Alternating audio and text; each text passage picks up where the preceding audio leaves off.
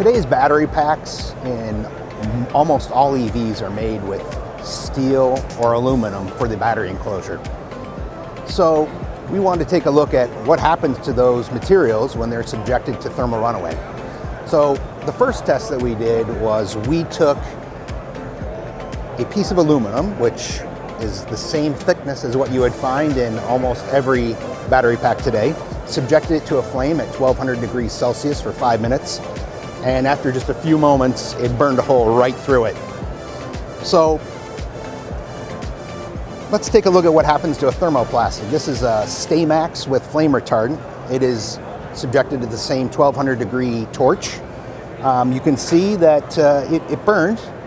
It did not burn a hole through it after 5 minutes. So this is basically the same temperature you would find during thermal runaway inside of a battery pack. It forms this very tough intumescent char.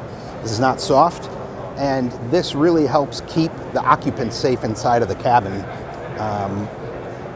during these high temperatures. Now, that's not really what happens during thermal runaway. So during thermal runaway, there is pressure, particle ablation, very high temperatures, up to 1500 degrees Celsius. So we partnered with Underwriters Laboratories to subject this material to this test. So Underwriters Laboratories in Chicago has a new test called 2596. It's the first test, standardized test for thermal runaway for EV battery packs. This test takes a steel box, puts 25 18650 cells in it. They put 2 of those cells into thermal runaway, overheat them, and it goes into thermal runaway. And you take this plaque and you would put it on top, and it bolts down.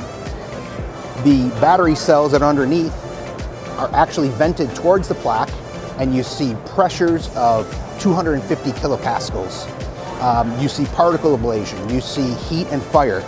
And when we subject our plaques to this test, which is probably the most severe test that you could demonstrate, our plaques survived.